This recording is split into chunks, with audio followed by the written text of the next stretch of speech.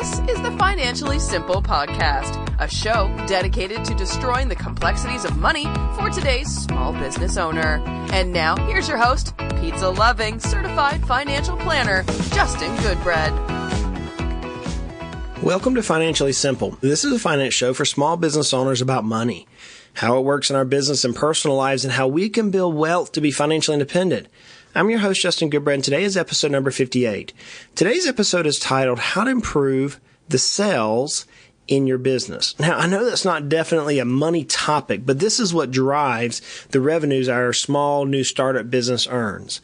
And I couldn't think of a better way to illustrate the sales of a business than to convey a story I read some time back, and I had to look it up. I was in a small town in South Georgia, and I saw a Atlanta Journal-Constitution newspaper from the year I was born, 1979. And it caught my eye because it was the year I was born. And I'm sitting there looking at this, I'm like, well, man, this is pretty interesting. And this article is actually featuring the company we know today as Coca-Cola. And if you know anything about Coca-Cola, its hometown is Atlanta, Georgia. And it goes to tell the history behind Coca-Cola and how it became to be. And the story goes, as I can recall it through a little study and everything, that Mr. John Pemberton was the original founder of the recipe of Coca-Cola. And this particular article was interesting because they actually found a handwritten copy of John Pemberton's original recipe. It was jotted down by a friend in a leather-bound recipe book of ointments and medicines, and it was passed down by friends and families for generations. Now, the long story behind Coke's secret formula begins with Pemberton, Mr. John Pemberton, who was a veteran of the Civil War. And after the Civil War was concluded, he actually had a morphine addiction. And he was trying to figure out how he was going to cure his morphine addiction. And he dreamed up, at the time, Pemberton's French wine cola. And he brewed this cola nut and cocoa wine. But then Prohibition happened, and in 1886, Atlanta passed the Prohibition legislation, and so he reformed his drink without alcohol, naming it Coca-Cola. And then he began selling it into various Georgia pharmacies as an ailment. Come about August 30th, a sale concluded with Asa Chandler. So here's what happened. Mr. Asa Chandler was a traveling salesperson, and he saw the concoction, and in April of 1888, he purchased the controlling interest from Mr. John Pemberton for some $550. 3 days later, he purchased over half the purchase from two other investors, Mr. Woolfolk Walker and his sister, Mrs. Dizer, for $75. So when Chandler purchased the rest of the entity, comes August 30th, he had purchased all of the stock of the then company Coca-Cola, get this, for $2,300 plus interest. Now, when he controlled the company and the formula, Chandler waited until December 29th of 1891, so he let a little bit of time come through to petition the Fulton County Superior Court to incorporate the Coca-Cola Company as a Georgia corporation. And so the very first Coca-Cola meeting took place in February of 1892. Now, here's what's interesting. In 1919, Asa Chandler sold Coca-Cola for $25 million. Now, that's not a bad investment on the original $2,300. Don't get me wrong. That's pretty amazing. What is even more amazing is that Chandler believed the then Coca-Cola had a better feature as a refreshing drink than as a medicine. Now think of that. This guy sees what is being touted as a medicine, falls in love with the flavor, and says, I'm going to turn this into a drink. And thus he purchased Coca-Cola from the then three owners for some $2,300. He goes through the process of forming a corporation, and then in 1919, he turned around and sells this thing for $25 million, which is like a ton of money, way back in 1919. What is interesting to me is that Chandler knew that he could turn to his advertising, his sales, and his financial talents to make this thing a business. And Coke's success, per Coke's website, was due to Chandler's innovative advertising and positive employee relationships. Nonetheless, what is even more intriguing to me is that he had to have a good sales process. Friends, no matter how good your product is, think about this. John Pemberton had Coke. He had the Coca-Cola, the recipe for it. But he hadn't reached his full potential because he had never seen how to market and sell the product to the population. And truth be told, had Asa Chandler never seen the sales potential, Coca-Cola would not be worth today roughly some $179 billion. It wouldn't be a large company as we know it today. So in our businesses, we have two facets to sales that we have to address. We first must deal with the company level on how the company itself postures as sales proceeds. Then we have to deal with the personal level. Now, I get all the time from many professionals that sales is ugly. It just is. And we're going to deal with that. I get many times that I don't want to be a salesperson. I've often said I could not sell anything, but some people can say, as the old saying goes in the South, you can sell ice to an Eskimo. That's not me. I'm not a sales guy. I'm pretty much too honest. And people just like, dude, I don't want what you're selling. I talked to a friend of mine. Actually, he's become a client of ours. Whenever he first engaged us to do some wealth planning, I said, dude, you don't need my help. I wouldn't pay me for this. He's like, yeah, but I want to hire you. I'm like, dude, do not. And finally, we were laughing yesterday. He's like, do you remember when you tried to not sell me and tell me to go somewhere else? I'm like, yeah, I remember that. Because I hate sales. Sales can have a stigma with it that I'm just not who I am. I like to educate. I like to provide good value. And I know many salespeople do. And you can write me and tell me that, Justin, salespeople provide good value. I'd agree with you on that. But let's deal with sales in general. Let's start with the company first. See, your company has to position itself as the expert in its market, in the company's market. What are the specific needs that your company meets? And who's your specific market? Now, you've heard me talk about the business plan. And in fact, my team here in the office, they're like, Justin, if we hear one more thing about a business plan, so help us. We are going to drag you out and tar and feather you. I mean, they give me a hard time and they're going to listen to this and say, you got that right, Justin. No, go back to your business plan. Part of the business plan is to identify who exactly is the person or the market that you're trying to achieve. That is the number one issue with sales. Many times, small business owners don't know who their customer is, or they don't know the specific market that they're trying to penetrate. And thus they go out and they sell to no one. If you don't target specific things, then no one is your customer. So the very first thing you have to do in order to address the sales of your company is you have to become an expert in your specific market. What are the specific needs your company needs to meet? And then the next thing you need to do is to rank your targets. So which areas, and that can either be products or services, of your company produce the most profit? Or what client or buyer produces the most profit? Or what widget or what series of events produces the most profit for your company?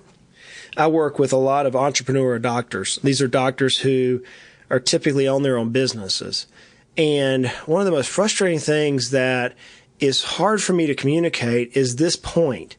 And that is that just because the procedure is ultra sexy, so to speak, even though the procedure can be glamorous and we want to go and tell our peers about this cool procedure that we've done, it doesn't necessarily mean that is the most profitable procedure to accomplish. Now, obviously, we have the medical professionals. They have to do what's in the client's best interest. They have to do that. But just knowing which procedure is most profitable for the company can be an area to where you can market.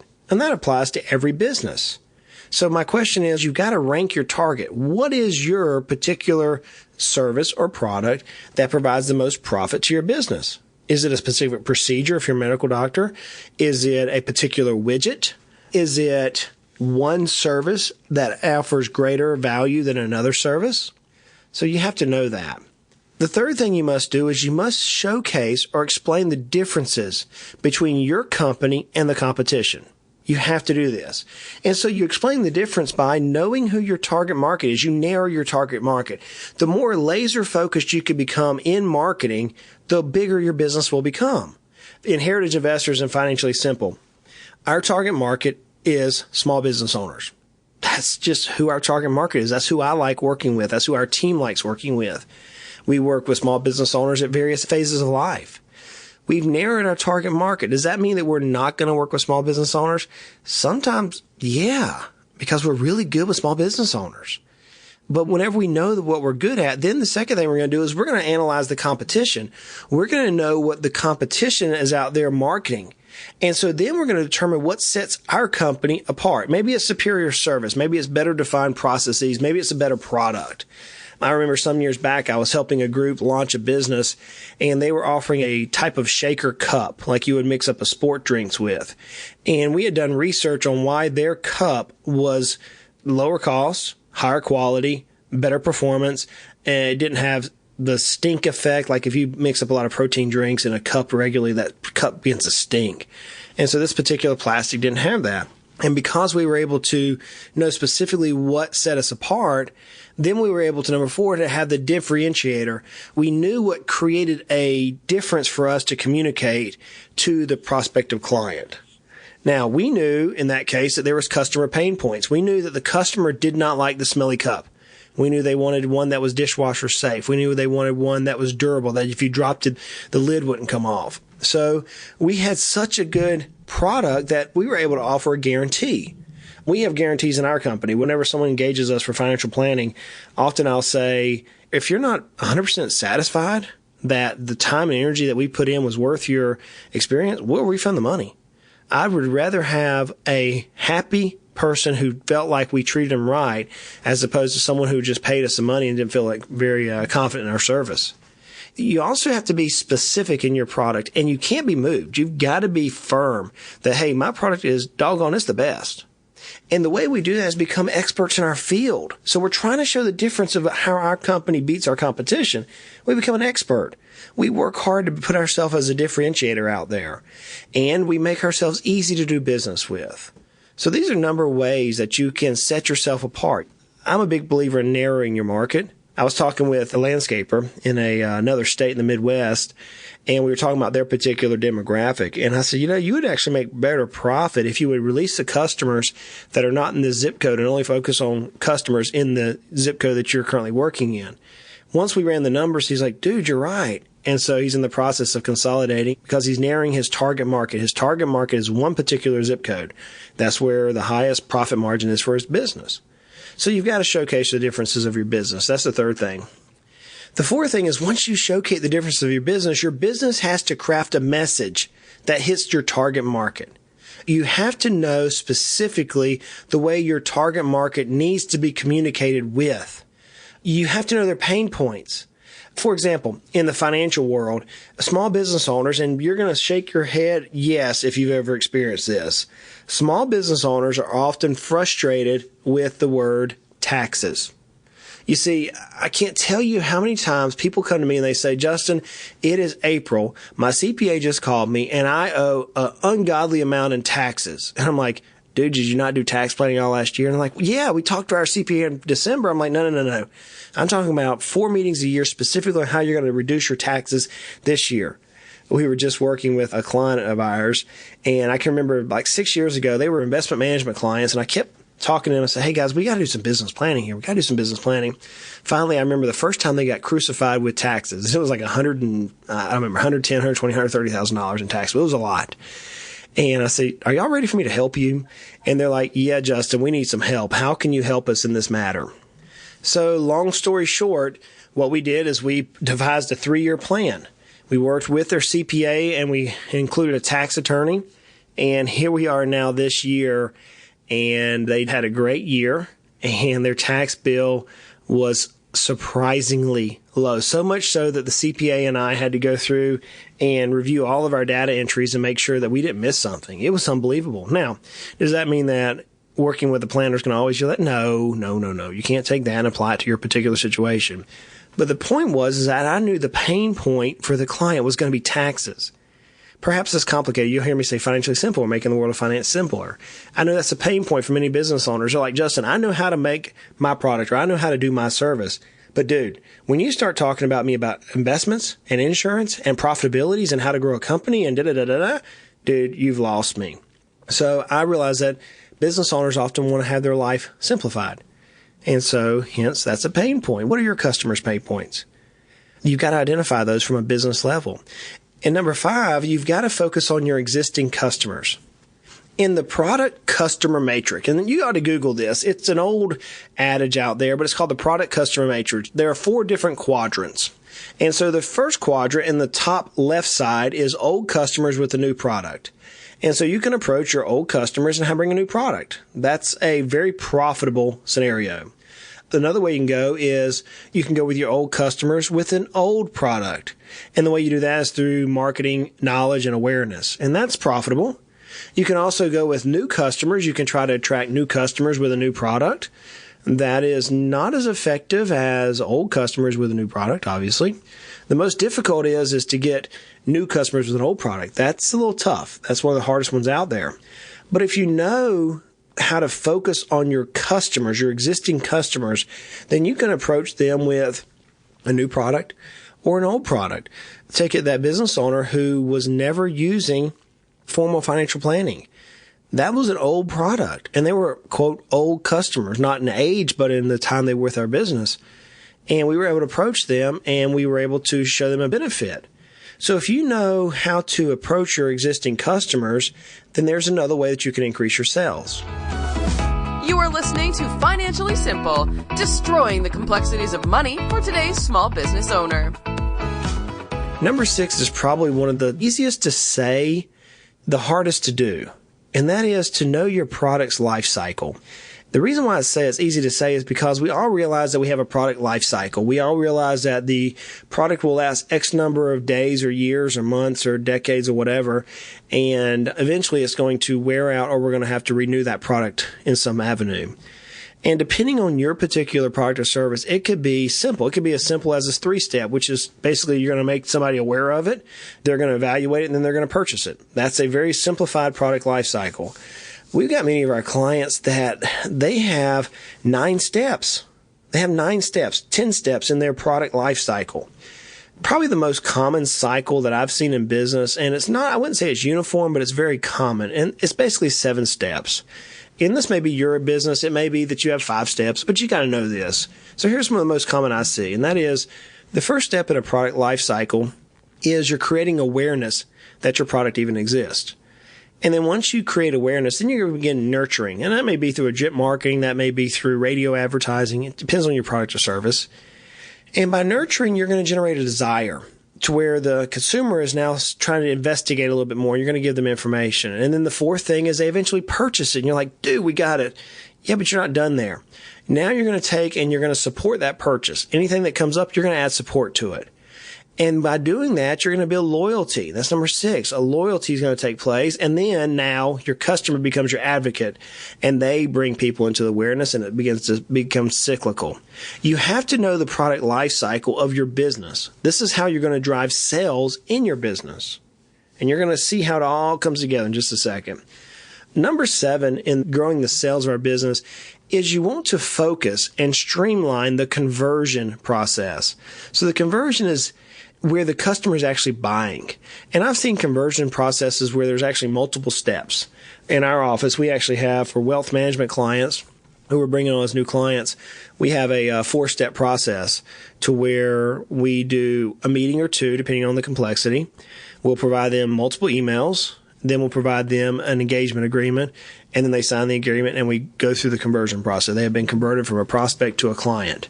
I've seen companies that are extremely simple. You walk in, you want to buy the product, you buy the product, and you leave. I've seen some that are extremely complex that just take years to get somebody to buy. So your company has to be prepared. It has to be prepared. And those are 7 ways that you can prepare your company. If your company is not properly prepared for sales, then you cannot increase or motivate your sales team. And you're like, Justin, I am the company. I remember in my landscaping days, I was the chief mechanic. I remember how to grease mowers and change blades. I was the driver. I would drive the truck. I was a sales guy. I was everything. Maybe that's you. Maybe you're a solopreneur. You still need to know the process of your business because you personally, the sales team, or you, the proprietor, has to know how to increase the sales performance.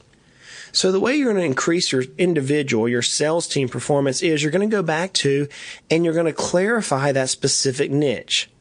So again, we're focusing on small business owners, but who specifically within the small business owners need our service and need Justin's service? I know specifically who Frazzled Frank is. So I've been able to clarify who Frazzled Frank is, and Frazzled Frank, whenever they hear my offering, they should be intrigued with what we do. That's the idea. So I've clarified specifically who Frazzled Frank is. I know everything about Frazzled Frank. And then here's where it gets fun. You're going to break your activities into specific goals. So if I need to attract 5 Frazzled Frank to meet my goals, then I need to know how many, quote, calls per day I need to make, or how many proposals I need per month, or how many referrals, or how many number of purchase orders I need to have for my company. So you're going to give quantification to your sales team or to yourself to know what the expectations are that they need to meet. Once you have the expectations, then you're going to sell to the need. You're always going to assume your customer will buy what they need. You're always going to assume that, but you must sell to it. So you're going to emphasize the features on your product or service that meets their specific need. And you're going to do that with a creative pitch. Now, here's an example for how to sell to a need. You're fixing to say, Justin, you are a redneck, but I'm sure you understand the analogy once I lay it out. There is not many people in the South that I know that have not fished or tried to catch a fish. Perhaps you have. Perhaps you haven't. Maybe you live in one of those big fancy New York cities or something like that, as we would say down here in the South. And you're like, Justin, I don't have a clue what you're. I've never gone fishing. So here's the scenario. I'm going to say we're going largemouth bass fishing. And we know there's a lunker. That's a big bass. We know there's a lunker sitting right underneath the bank. We can see him. He's buried underneath a tree that's right underneath the edge of the water. And I'm over here in a boat, and I'm trying to throw things at him. And so I can use a real live bait. That's one way people use. But let's say I want to be a little bit more challenging. I want to try to figure out what type of fake bait that I can get that bass to bite on that meets his need. So I need to know the water clarity. I need to know the conditions. I need to know what he's hungry for, what's in season. Are they eating shad at that point? Are they eating crawfish? Are they eating worms? Are they eating bugs? What are they eating at that point? I need to know this basic things because he has a need. This bass has a need. He's hungry. I got to figure out how to present my product, which in this case would be an artificial bait, to the bass so that he will move out from his little den there and bite so I can really turn around and let him go. That's the game. It's the same game we do when we sell. We're trying to find out specifically what our customer is hungry for, that we can get them to move out from underneath their shelter of their world to come and bite on what we're offering. And in order to do that, you've got to gain favorable attention. You've got to gain favorable attention. If I throw out a lure on top of the water and I don't make that lure look real, if they're eating shad, I got to make this shad look just perfect so that bass will come out and swim up and get it. If they're eating worms, I got to have the right worm in front of it. If they're eating insects, I got to have the right one in front of them. And it's got to be favorable. It's got to be such and such a presentation that it gets that big old bass's attention where he swims out. The same thing's got to be done from an individual basis as we're selling our product or service to the potential customer. And this can be achieved through, let's say, follow-up, as simple as follow-up. I heard one person say that the sales accomplished in the follow-up. I remember that from years ago. It can be accomplished through excellent customer service. But what you're going to do, and most of all, or what you're going to do is you're going to sell on purpose. You're going to be intentional. I need to know specifically how to get that lure in front of that bass's nose. I got to be intentional in my cast, in my position, in my wind, everything. You have to know what you're doing and why you're doing it. For example, what are you going to say about your product or service and why? How are you going to present to me that I need your product or service if I'm your ideal customer? What are you going to ask me to do for the close and why are you going to do it? What are the steps of the process that you're going to walk me through and why? And what are the exact steps that I need to take and why? So you're going to be intentional. See, I want to throw that lure right on top of that water, and I want that big old bass to come out. Just as soon as he comes out, I'm going to set the hook, and he and I are going to have a good time dancing as I bring him in, and I'm going to turn him loose. That's the same thing in sales. You've got to be intentional. Now, here's one thing in sales, and I'm going to caution you on this. In sales, you always take responsibility, but never the credit. That's a good salesman. And a good salesman or woman is going to always bring credit to the team because you have a team pulling behind you. And whenever something goes wrong, you're going to take the blame. We had an incident happen at our office here recently. We had a system that we thought we had in place and it fell through. And no one was angry. It fell through. And I hate when things fall through the crack. And I was sitting last night in the meeting with a very good client and her son. And we're talking and I said, guys, I wish I could blame something, but candidly, I didn't have the system established within my organization, and I'm sorry. I apologize for the confusion. I apologize for the error. I'm taking ownership of this, and I'm personally dealing with this. And this individual said, Justin, you had nothing to do with it. I said, doesn't matter. I'm responsible. I'm taking care of this. And it wasn't anything ill or anything. It wasn't a bad thing. It wasn't even a major thing. But look, I'm responsible. This individual sent me a little message after, and she said, I really appreciate the way that you stepped up and didn't throw any of your team under the bus. And because of that, I've earned more credibility with another good client. So obviously we're going to work on the basics. We're going to work on our eye contact and body language and speaking skills and listening skills. But perhaps the most important thing about sales, the absolute most important thing about sales from an individual basis is to control your attitude. To control your attitude. You see, we can't have commission breath. We can be like that new car salesman that just gets their first job and he's just begging for somebody to buy a car from him. Or we can be committed and enthusiastic and happy and confident that, hey, we have the product that you need. We just need to either convince you or meet that need. And we're going to remove the attitudes which are negative. We're not going to be pessimistic. I remember one salesperson, they approached me with wanting to buy something. I don't remember what it was now. And they're like, I haven't sold anything all year. I really need you to buy this. I'm like, dude, seriously? We're going to remove the negative attitudes. So when you're dealing with sales, everything that I've just covered from a business standpoint, individual standpoint is paramount. But I'm going to give you one last piece of advice. And it's a story that I remember hearing from Robert Kiyosaki. I think I heard this. I don't remember. It may be in one of his books, and I just can't remember. But he was being interviewed. I think it was in China or Thailand or somewhere overseas by a journalist who was asking Robert Kiyosaki about how did he become a world-renowned author. And this young lady she had said, look, I've got this many degrees. I've written these good books. I just can never seem to get my book published. I never can seem to get my book out in line. And Robert Kiyosaki made the statement. He said, you need to take some sales training. And he said in the interview I heard, he said, whenever I said that, she got offended. Like, how dare you? I'm a professional. We do not sell. Salespeople are lazy. Salespeople are sleazy. And she began bashing salespeople. At least that was my recollection. Maybe I've got it a little off, but that was my recollection. And I can remember because I started laughing because this is something I would do. She had written on her pad in the interview that he said, Robert Kiyosaki, best-selling author. After she got done with her diatribe, he just pointed down. He said, you see what you wrote about me? She goes, yeah, what'd you write? Best-selling author. And instantly it was like she had to eat crow. And he said that ultimately she got up and she wasn't very happy that he told her to go take a sales course. But we all need to take a little bit of sales training, not so that we can go out and become some sleazy salesperson that no one wants to talk to, but that we can genuinely meet customers' needs with the products that we believe or we know will fit their needs. So friends, you have two different things with sales. You have the business side of sales and the individual side of sales. I've given you a lot of points here to ponder, a lot of points to work on. And with that, I'd like to thank you for joining me on this episode of the Financially Simple Podcast. As always, show notes and links for today's podcast can be found at financiallysimple.com under the heading podcast on the top of the screen.